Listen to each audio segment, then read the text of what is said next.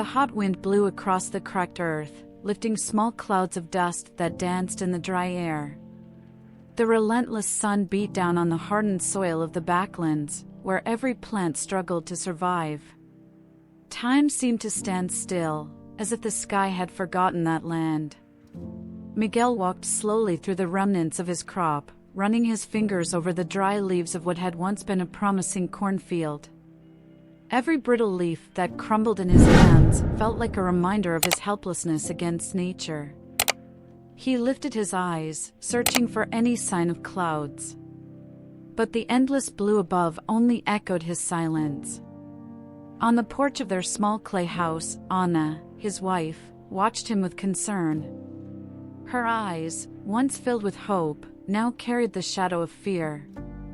Their children, Joao and Rosa, played barefoot in the yard, unaware of their parents' growing despair.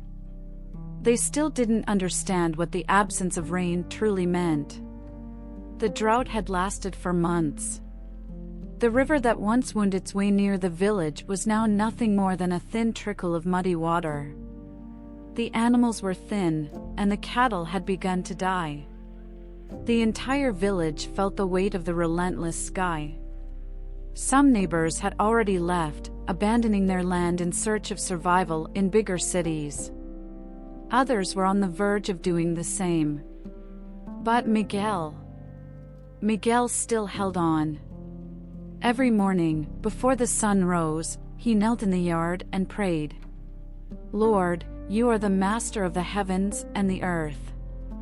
I know you can send the rain at the right time.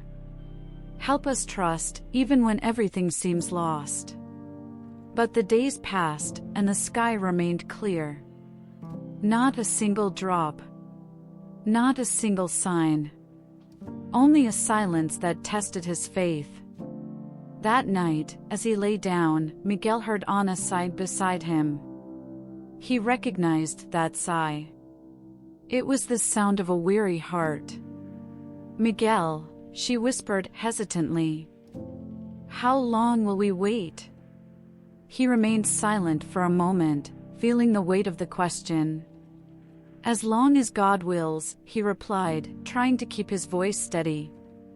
Anna turned away. She didn't want to argue. But doubt had already settled in her heart. Outside, the dry wind continued to blow, carrying away the hopes of many. And Miguel knew his faith was being tested. The sun had yet to rise over the horizon when Miguel got up. The earth was cold beneath his bare feet, but he didn't mind. He walked slowly to the small wooden fence that enclosed his home and, like every morning, knelt to pray. "Lord, I'm here once again. I trust in you. But I confess, my heart is heavy. Give me the strength to keep waiting." He sighed, hoping to feel the peace that had sustained him so many times before. But that morning, the only answer was silence. Inside the house, Anna was preparing a thin porridge for the children, using the last bit of flour they had. Joao and Rosa, still drowsy, sat at the table and ate without complaint. They didn't know this might be their last meal for days. "Mama, can I play with the chicks today?" Rosa asked excitedly. Anna exchanged a quick glance with Miguel, who had just walked in. Their daughter's smile was both a comfort and a pain. She didn't know that last night, they had lost 2 more hens. Without food or water, the animals were dying. "Of course, sweetheart. But take good care of them, okay?" Rosa nodded, unaware of the sadness in her mother's voice. A short while later, a noise caught the family's attention, the sound of carts and hurried footsteps. Miguel stepped outside to see. Some neighbors were leaving.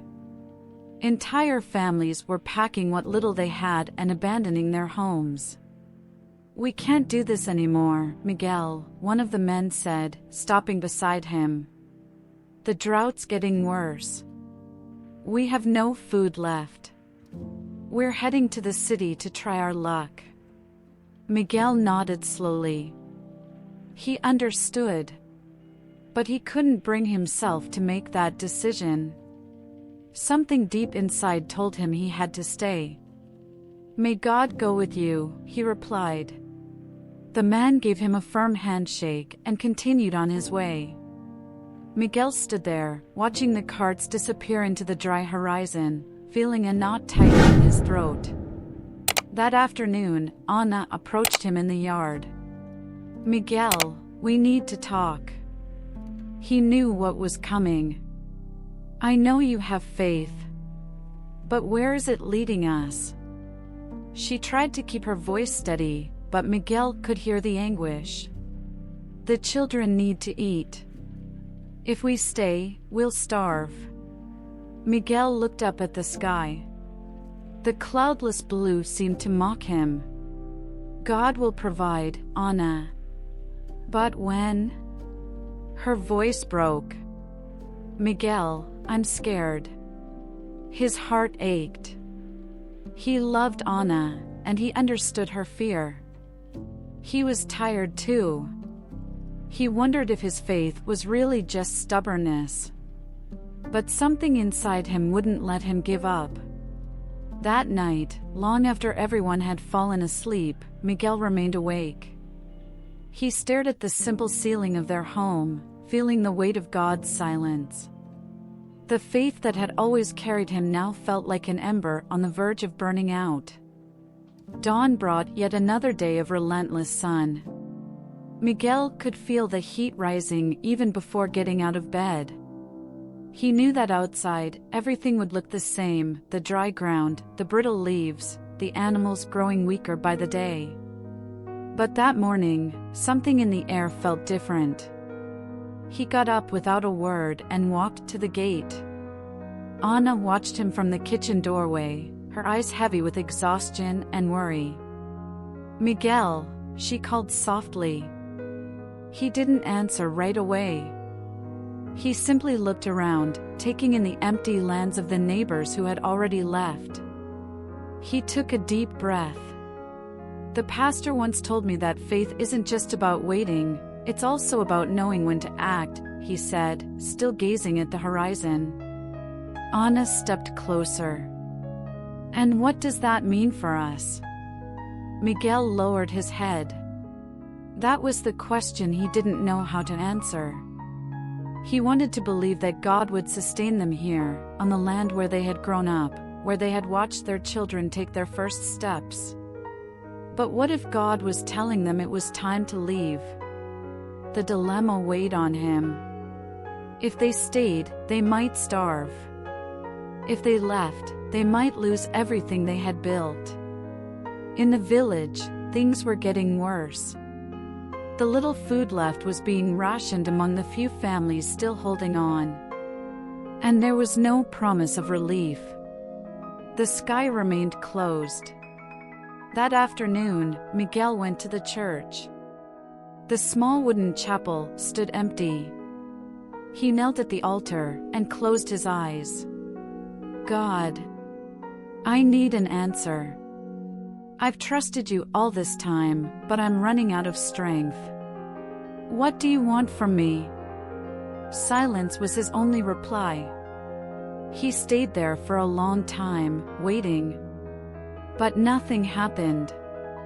No voice, no sign, no certainty. When he returned home, Anna was waiting for him on the porch. "Have you decided?"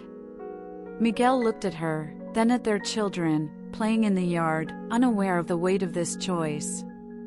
He spoke the only truth he had at that moment. "Not yet." Anna lowered her head, frustrated. "Time is running out, Miguel." He knew. But something inside him told him the answer was near. He just needed to wait a little longer. That night, as he lay in bed staring at the ceiling, he whispered one final prayer. "Lord, if you want me to go, give me a sign. But if you want me to stay, then help me keep believing." And then, the unexpected happened. The heat arrived even earlier the next morning. The air was thick, carrying an eerie silence, as if the world itself was holding its breath. Miguel woke up with a tightness in his chest, still without an answer to the decision he needed to make. He stepped outside and looked around. Everything was the same, dry, motionless, hopeless. Until, in the distance, a figure appeared on the dusty road. It was a stranger, dressed in simple clothes worn thin by time. He walked slowly, dragging his feet over the cracked earth, as if exhaustion weighed on him. As he got closer, Miguel took in his sun-marked face, his weary eyes, and a gaze that seemed to see beyond what was visible. The man stopped at the gate. "Good morning, sir," he said, his voice rough, like someone who hadn't had water in a long time. "Could you spare a little water?" Miguel hesitated. Their water supply was running low, and every drop was precious. But without overthinking it, he turned to Anna, who was watching from the doorway. "Get him some." Anna, surprised, hesitated for a moment but obeyed. She returned with a clay cup and handed it to the man, who drank slowly, savoring every sip. "Thank you," he murmured, wiping his mouth with the back of his hand. Miguel studied him curiously. "Where are you coming from?" The man gave a faint smile. "From very far. And I still have a long journey ahead." His gaze drifted across the land, taking in the dry earth, the thin cattle, the humble home. Then, he turned back to Miguel. "I know you're waiting for the rain." A chill ran through Miguel. "How do you know that?" The stranger smiled again. "Everyone here is waiting for the rain." "But, what if the answer isn't in the rain?" Miguel frowned. "What do you mean?" The man stepped a little closer. His eyes were deep, almost as if he could see straight into Miguel's heart. God doesn't always answer the way we expect. But he always answers the way we need. With that, he took one last sip of water, handed the cup back to Anna, and started walking away. Miguel stood there, trying to process those words. "Wait," he called. But when he looked again, the man had already vanished down the dusty road. Anna furrowed her brow. Who was he? Miguel had no answer. But for the first time in a long while, he felt that the answer he had been searching for was closer than he had imagined. Night fell quietly over the backlands, but inside Miguel's house, the silence was different. It was heavy, filled with unanswered questions. The encounter with the stranger that morning wouldn't leave his mind. What if the answer isn't in the rain? That phrase echoed in his thoughts like a riddle waiting to be solved. Outside, the dry wind howled, making the wooden door creak slowly. Anna sat at the table, absent-mindedly fiddling with a piece of cloth, while the children slept. Miguel knew she was worried, but neither of them spoke. They didn't need to. Her eyes said everything. That night, before lying down, Miguel knelt once more. God, I don't understand. But I trust you. If you're asking me to wait, I will wait. But give me strength, because I am weak. He closed his eyes, hoping for an answer. But once again, all he heard was silence. The next morning, the worst happened. As he stepped outside, Miguel saw 3 of his last 5 goats lying dead. He froze, staring at their lifeless bodies on the dry ground. His heart pounded. This was a cruel blow. Miguel! Anna called, already realizing what had happened. Her voice trembled. He took a deep breath, trying to hold back the despair. What do we do now? She asked, breathless. Miguel, we have no food, no water. This isn't a test anymore. This is the end. Miguel didn't answer. Not because he didn't want to, but because he didn't know what to say. His knees felt weak. For the first time, doubt struck him hard. Maybe he had waited too long. Maybe the faith that had carried him all this time was now costing him too much. He looked up at the sky once more. The same merciless blue. The same silence. God, he whispered. Where are you? But before he could finish his thought, something caught his attention. In the distance, on the dusty road, a group of people was approaching. They looked exhausted, and they were carrying children in their arms. Families from another village, probably searching for food and water. Anna saw them too. My God, they're worse off than we are. Their sunken faces, hollow eyes, clothes covered in dust, these were desperate people. Miguel felt his chest tighten. One of the men stepped forward, his voice weak. Please, we have children. We haven't eaten in days. Do you have anything to spare? Miguel felt the weight of that question. How could he give to others when he barely had anything himself? He looked at Anna, who lowered her head. They had only a bit of flour, a few beans, barely enough to last their own family another 2 days. And then, he remembered the stranger's words. God doesn't always answer the way we expect. But he always answers the way we need. Miguel took a deep breath. This was the moment. His true test. The moment to decide if he truly trusted God, even when everything told him to hold on to what little he had left. He turned to Anna with determination. We'll share what we have. Her eyes widened. Miguel, what about us? He smiled, though tears brimmed in his eyes. God will provide. And without waiting for an answer, he stepped inside to gather what little food remained. Silence filled the house as Miguel reached for the last sack of flour and the small handful of beans they had left. Anna stood motionless, her eyes brimming with tears. He knew she wanted to stop him, to tell him this was madness. But she said nothing. She simply lowered her gaze, resigned. Outside, the travelers waited, their faces etched with hunger. Among them were children, boys and girls with sunken eyes and dust-streaked cheeks, clinging to their parents as if seeking protection from a world that had been too cruel. Miguel handed the sack of flour to a woman cradling a baby in her arms.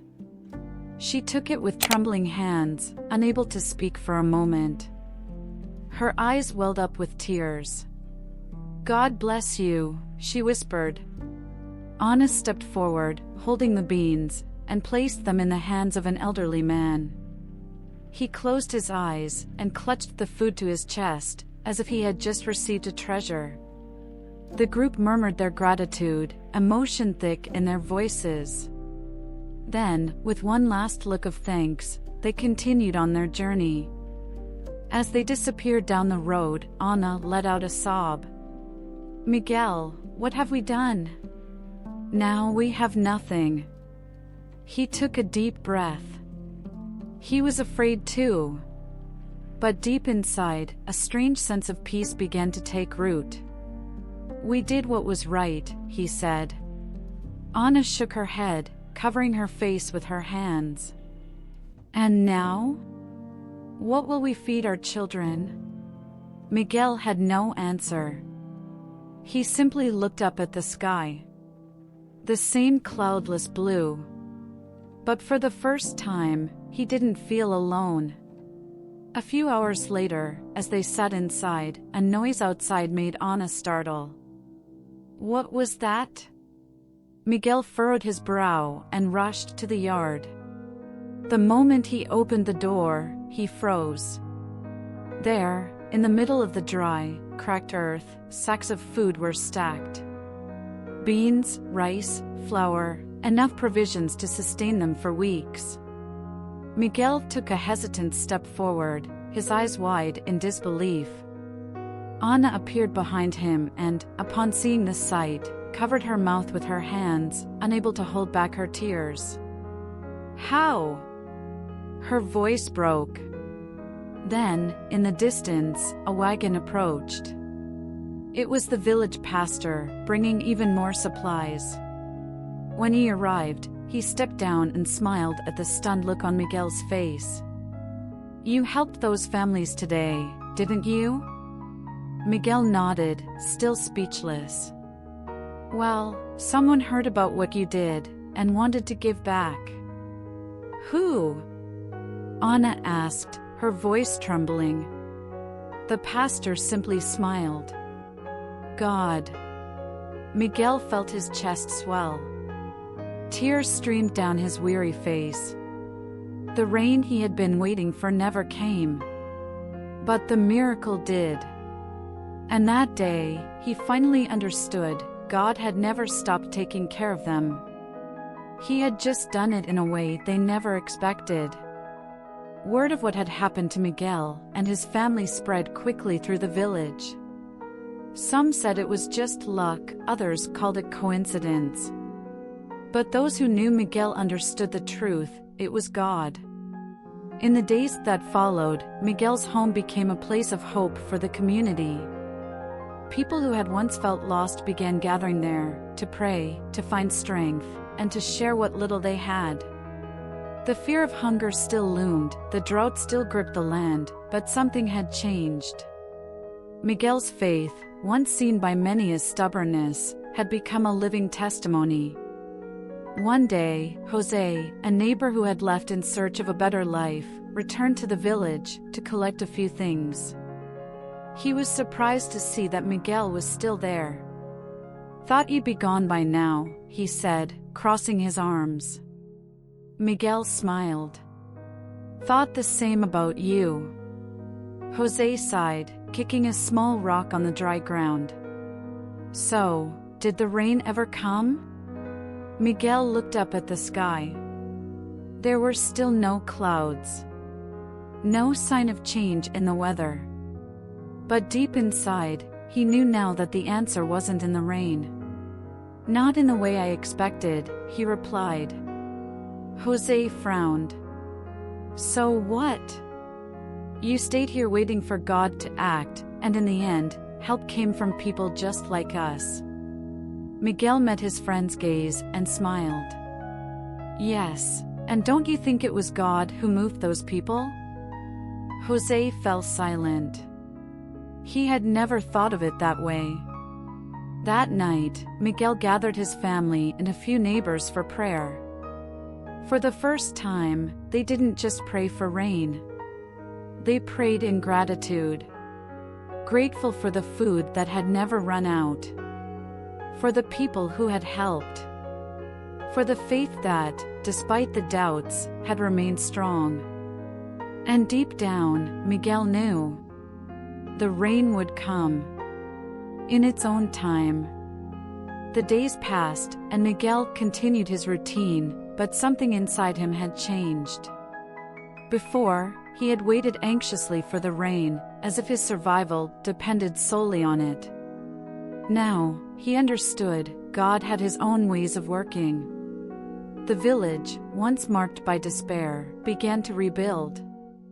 Families who had left heard about the miracle and returned, bringing new seeds, new hopes. The community came together in a way it never had before. And then, when no one was looking to the sky for a sign, the first drop fell. A single drop of water hit the dry ground. Then another. And another. Until, within minutes, the sky opened up. The rain had finally come. Anna ran outside with the children, letting the long-awaited water soak her skin. Rosa and Joao laughed, jumping in the small puddles forming in the yard. Miguel stepped out slowly, feeling the rain trickle down his face. But instead of euphoria, he felt peace. He looked up and smiled. "Thank you, Lord, for teaching me to trust, even before seeing the answer." That night, as the sound of rain lulled the village to sleep, Miguel understood the greatest lesson of his life. God doesn't always answer the way we want, but He always answers the way we need. How often do we pray, expecting a specific answer? We want God to solve our problems in the way we think is best. But what if He has a greater plan? Miguel learned that true faith isn't just believing when things go well, it's trusting even when everything seems lost. Maybe you, too, are waiting for an answer. Maybe you've been asking God for something, and the heavens seem silent. But remember, He always answers. Sometimes, not the way we expect, but always in the way we need. Verse for reflection, for we walk by faith, not by sight. 2 Corinthians 5 verse 7. If this story touched your heart, share it with someone who needs to hear this message. Subscribe to the channel so you don't miss the next stories. And remember, God's answer may already be on its way. Trust. God bless you, and see you in the next video.